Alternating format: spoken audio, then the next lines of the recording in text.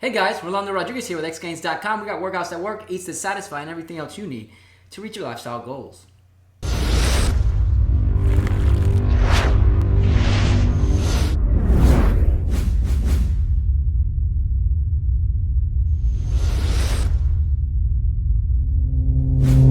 So I wanted to make a video today concerning diet, and here's the thing. You guys have heard me say before, hopefully, on this channel that everything works until it doesn't.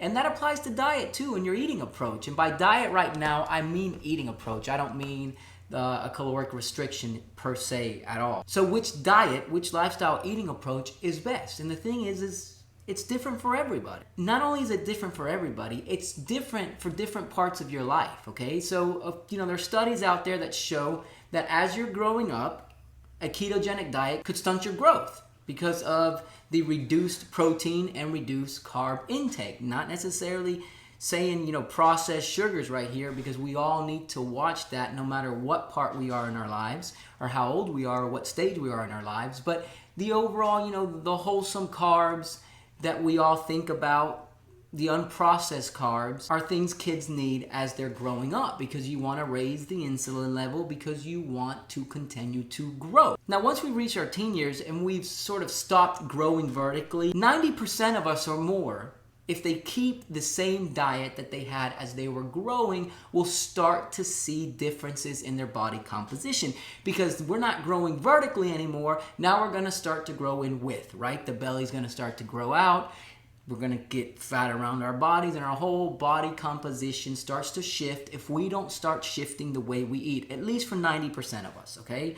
So when that starts to happen, you want to reduce your insulin level if you continue to gain weight. And the way you do that is by reducing your carb intake, and some people have to reduce it more than others, definitely by reducing our sugar consumption in general, right? So here's the thing, you're in your 20s, you're trying to gain more lean muscle mass, because the more lean muscle mass you have going into later stages in life, the better off you are. So you're going to be intaking probably a lot more protein. Some people, if they're bodybuilding, are going to be trying to actually raise their insulin levels so that they can store that energy and continue to build lean mass on their body.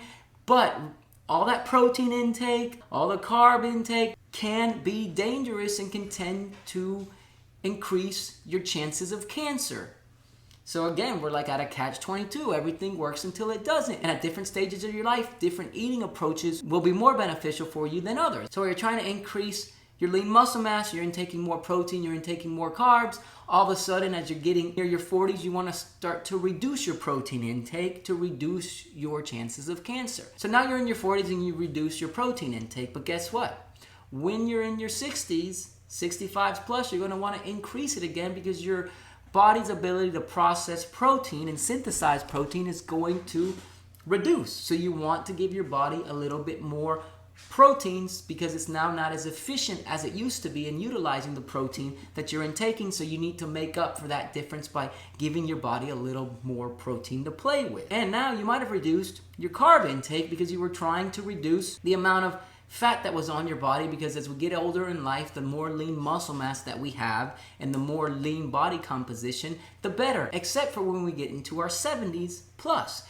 There's now studies showing out there that the more fat you have on your body, the better off you may be as you get older in life. Now, I'm not talking about somebody being obese, but a little cushion for the pushing is pretty good when we're trying to strive for longer lifespan. We just did a run through of what it could be like throughout your entire lifespan, but this could be a 3-4 month process for a lot of people. You might want to have one diet for 3 to 6 months, and then you switch it up, because everything works until it doesn't. And when it doesn't, we got to switch it up. So if our body at different stages of our lives require different nutrients, then what's going to end up happening is, in shorter periods of time, our body might require different nutrients, and we're going to have to figure out what that is. Constantly play with your diet, with what you're eating. Take note of what works and what doesn't, because everything's going to work until it doesn't, and we got to know what's not working so we can switch it